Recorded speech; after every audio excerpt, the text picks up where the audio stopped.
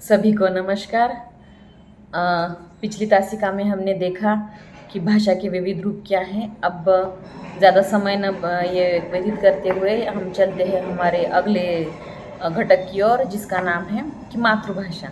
मातृभाषा क्या है? मातृभाषा इस शब्द में ही दो शब्द समाये हुए हैं। एक है मातृ और दूसरी है भाषा।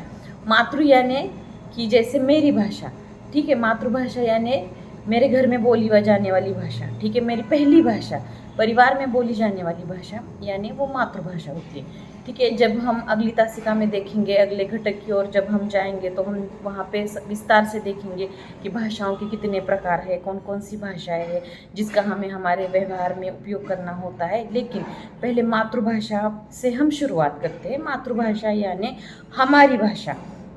हम जिस प्रांत में पले बड़े होते हैं, हम जिस परिवार में हमारा पालन पोषण होता है, जिस तरह से उस परिवार की संस्कृति है, तो उसकी जो विशिष्ट बोली है उस परिवार की, उस प्रांत की, उस राज्य की, ठीक है। जैसे महाराष्ट्र की मातृभाषा क्या है? मराठी। मेरी मातृभाषा क्या है? मराठी, ठीक है। आप पंजाब से है तो वहाँ की पंजाबी है। यानी हमारे घर में बोली जाने वाली प्रथम भाषा जो हम सुनते हैं, जिसका अनुकरण करते करते हम सीखते हैं और अवचेतन प्रक्रिया से हम सीखते हैं, उसे मातृभाषा कहते हैं, ठीक है।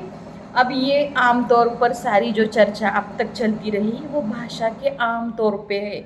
आम रूप में भाषा क्या है, इससे लेके अब तक जो चर्चाएं की गई है वह वहाँ तक ही सीमित है। अब हमें देखना है भाषा अधिगम, ठीक है। भाषा अधिगम यानी क्या है कि यहाँ तक हमने आम तौर पे भाषा को देखा है, समझा है, ठीक है। अब विशिष्ट रूप में हमें भाषा को देखना है और सीखना है।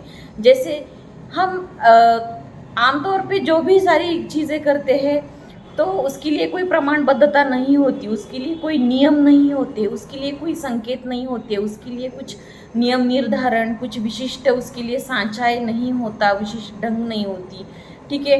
विशिष्ट उसके लिए कोई प्रणालियाँ नहीं होती, ठीक है। उसे हम आम तौर पे सीखते हैं, अवचेतन में सीखते हैं, ठीक है। लेकिन भाषा अधिगम यानी क्या है? जैसे उदाहरण तौर पे हम देख सकते हैं कि हमें अंग्रेज़ी को लेके एमए करना है, बीए करना है। क्यों हमें बीए मराठी करने की ज़रूरत है? क्यों हमें बीए हिंदी करने की ज़रूरत है? क्या हमें हिंदी नहीं आती?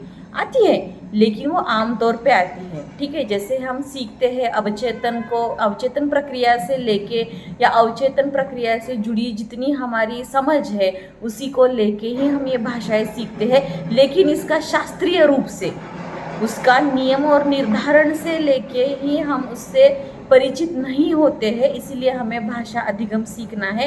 एक विशिष्ट बैठक होती है, एक विशिष्ट उसकी प्रणाली होती है, उसी को लेके हमें समझना है, तभी हम उस भाषा पे हमारा पूरा अधिकार प्राप्त होगा।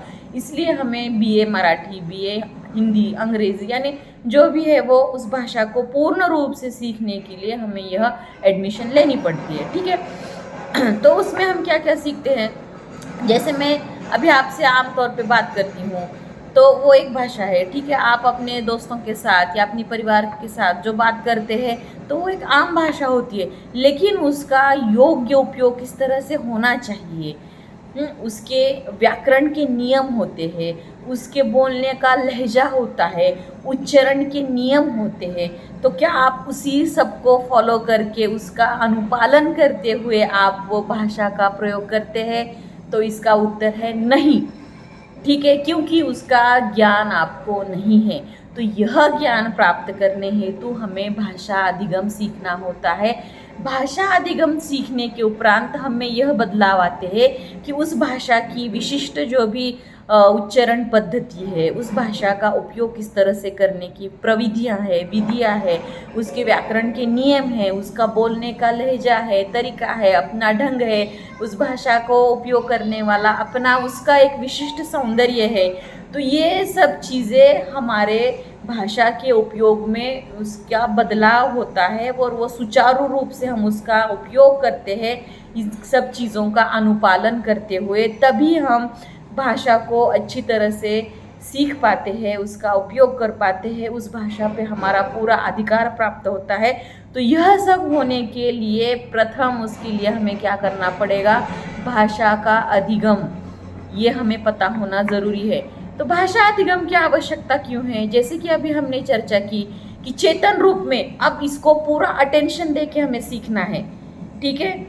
हम जब गप्पे मारते हैं बाहर, जब आमतौर पे बातचीत करते हैं, तो उसके लिए हमें कुछ ऐसे हमारे मन में कुछ रखने की ज़रूरत नहीं होती, आवश्यकता नहीं होती। लेकिन अब यहाँ हमारा चेतन जो है, यानी हमारी चेतना, हमारा अटेंशन, हमें पूरा उसका ध्यान रखना पड़ता है, हमारे मन को पूरा सचेत रखना पड़ता है कि हम क्या बोल रहे हैं, किस तरह से व्याकरण का उपयोग कर रहे हैं, किस तरह से नियमों का अनुपालन कर रहे हैं। तो इसके लिए हमें पूरा अटेंशन, यानी पूरा हमारा अवधान, हमारा चेतन पूरा हमें अटेंशन करके ही इसका अधिगम हमें सीखने होते हैं, ठीक है।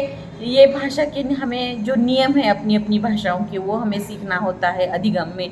हमें उस भाषाओं से जुड़ी हुई किताबें पढ़नी पड़ती है, जैसे व्याकरण की है, भाषा की अपनी अपनी विशिष्ट विषय संरचनाएं होती है। उस संरचनाओं में जैसे हिंदी भाषा की बात करें तो गद्य है, पद्य है, व्याकरण है, संरचनाएं हैं। तो इनके निर्माण हेतु या उनका अभ्यास करने हेतु जितनी भी पुस्तकें लिखी गई है, संदर्भ पुस्तकें हैं, संशोधन पुस्तिकाएं हैं, जो एक्सपर्ट्स द्वारा, जो निष्णात व्यक्तियों के माध्यम से, शिक्षकों के माध्यम से लिखी गई है, उसका हमें उसे पढ़ना पड़ता है, उसका अभ्यास करना पड़ता है। तभी हम सीखेंगे कि किस तरह से हमें इसका अपने जीवन में उपयोग करना है, ठीक है। उसके बाद कौशल सीखने पड़ते हैं उस भाषा के, जैसे लेखन है, श्रवण है और बोलने की क्षमता, ये कौशल है भाषा के, ठीक है। तो जैसे उच्चारण, किताब यह स्त्रीलिंगी है हिंदी में, तो हम यह वो किताब नहीं बोल सकते, यह किताब है, ठीक है। यानी कौन से स्त्रीलिंग उच्चारण करते समय, ठीक है, उच्चारण करते समय वो जो नियम है तो वो भी हमें सीखने की ज़रूरत होती है। अलग अलग भाषाओं के अपने अपने ये है कौशल्य है, तो वो भी हमें सीखने पड़ेंगे। यहाँ पे अधिगम सीखने के लिए चौथा मुद्दा है, अधिगम सीखने के लिए यहाँ हमें प्रशिक्षकों की आवश्यकता है। प्रशिक्षक यानी क्या कि आपके उस विषय के शिक्षक, जैसे हिंदी के शिक्षक, अंग्रेजी के शिक्षक, ठीक है, मराठी भाषा के शिक्षक, जिन्होंने अधिगम खुद सीखा है। अधिगम सीखा है यानी क्या किया है, उन्होंने अपना बैचलर कंप्लीट किया है, उन्होंने अपना पोस्ट ग्रेजुएशन कंप्लीट किया है, तो इसलिए उनका अधिकार आ गया है उस भाषा पे। तो यह प्रशिक्षित लोग जिनका भाषा पर अधिकार है, जिन्होंने अधिगम के माध्यमों से भाषा खुद सीखी है, तभी वो आपको सिखाने के लिए अभी तैयार है। तो इन प्रशिक्षकों की आपको आवश्यकता लगेगी, ठीक है। यह एक औपचारिक प्रक्रिया है, भाषा अधिगम सीखना यह औपचारिक प्रक्रिया है। यानी आपको डे टू डे अपने स्कूल में, अपनी कॉलेजेस में जाना पड़ेगा। उस तासिका में, जब उस तासिका का टाइम टेबल में प्रावधान किया होगा तो आपको वो अटेंड करनी पड़ेगी। और जो वह प्रशिक्षक आपको पढ़ाते हैं दिन ब दिन, तो वह आपको सीखना होगा। आपको जो स्वाध्याय दिया जाएगा वह आपको कंप्लीट करना पड़ेगा, ठीक है। तो जो आपके लिए गतिविधियाँ दी जाएगी वो आपको कंप्लीट करने से ही आप धीरे आगे बढ़ेंगे, ठीक है। अधिगम का संबंध दूसरी भाषा की ओर है। अभी दूसरी भाषा यानी क्या कि हम जब आमतौर पे भाषा बोलते हैं उसी को हमें प्रमाण भाषा, यानी ये हमारी मुख्य भाषा है, स्रोत भाषा है, ठीक है। और हमें उसे लक्ष्य भाषा की ओर लेके जाना है। कहाँ लेके जाना है? लक्ष्य भाषा की ओर। यानी जो मैं हिंदी बोलती हूँ मेरे घर में या आप हमारे आप्तजनों में, तो वो एक आम भाषा है। लेकिन जब उसका सिस्टमैटिक, जिसे हम कहते हैं, एकदम सुव्यवस्थित भाषा का प्रयोग, तो ये करने के लिए हमें दूसरी भाषा यानी लक्ष्य भाषा, जिसे हम प्रमाण भाषा कहते हैं, हम जैसे बोलते हैं उसी तरह से लिखावट होती है क्या पाठ्य पुस्तकों में, संदर्भ पुस्तकों में? तो नहीं। आप एक ध्यान में दीजिए यहाँ पे, और ये फ़र्क आप देखिए। आप अभी लेक्चर समाप्ति के बाद आपकी पहली ड्यूटी ये होगी कि आप अपने अपने पाठ्य पुस्तक या संदर्भ पुस्तक देखेंगे कि हम जो हिंदी बोलते हैं, मराठी बोलते हैं, अंग्रेजी बोलती है वो भाषा, और जो यहाँ पे टाइप की गई है भाषा, जिसके माध्यम से मीन्स जिस भाषा को लेकर के लिखावट की गई है, उसकी संरचना देखिए, उसकी लेखनी पद्धति देखिए, उसमें क्या क्या नियमों का अनुपालन किया है। तो इसमें ज़रूर आपको बदलाव दिखेगा, आप वो फ़र्क महसूस करेंगे। यानी वो जो भाषा है हमारी आमतौर पे, उसे एकदम उसका सिंथेसिस जिसे हम कहते हैं ना अंग्रेजी में, उसको छान छान के एकदम अच्छे सा उसका ये निचोड़ निकालना, और वो जो सोर्स भाषा है उसको लेके हमें लक्ष्य भाषा की ओर लेके जाना है। यानी हम यहाँ पे थे, अभी हम यहाँ पे है, ठीक है। 5वीं कक्षा में हम यहाँ मीन्स इस स्तर की हिंदी बोलते हैं, अंग्रेजी मराठी।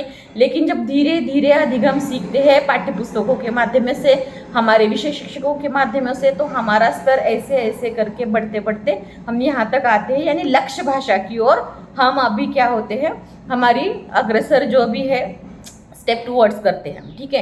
हमारी इसी तरह से अग्रक्रम होता है भाषा का, यानी उस जो सोर्स भाषा है, जो स्रोत भाषा है, उसी को लेके हम उसी भाषा को अच्छी तरह से सजा धजा के, लेकिन शास्त्रीय अनुपालन करके, शास्त्रीय सिद्धांतों का, नियमों का, अधिगमों के जो भी नियम है उसका पालन करके ही हम हमारी स्रोत भाषा को लक्ष्य भाषा में परिवर्तित कर सकते हैं। इसलिए हमें भाषा का अधिगम सीखना, उसकी जानकारी होनी बहुत ज़रूरी है। अब भाषा अर्जन और अधिगम में क्या अंतर है? आप कहेंगे कि मैम हमने तो उस दिन देखा कि भाषा अर्जन ये है और भाषा अधिगम ये है, तो अब इसमें मूलतः क्या फ़र्क हो सकता है? देखिए, भाषा अर्जन में क्या है, शब्द ही क्या है, अर्जन, यानी प्राप्त करना। यहाँ पे आपके सामने कोई भी उद्दिष्ट नहीं है कि मुझे इसे हासिल करना है और मुझे ये सीखना है। आपके माइंड में ऐसा कुछ भी नहीं है। आपका अवचेतन है कि कोई बोल रहा है, मैं सुन रही हूँ, कोई वैसा इस्तेमाल कर रहा है, मैं उसी को, उसकी कॉपी करके मैं वह यूज़ कर रही हूँ, ठीक है। तो मेरे सामने कोई ऐसे विशिष्ट उद्दिष्ट नहीं है।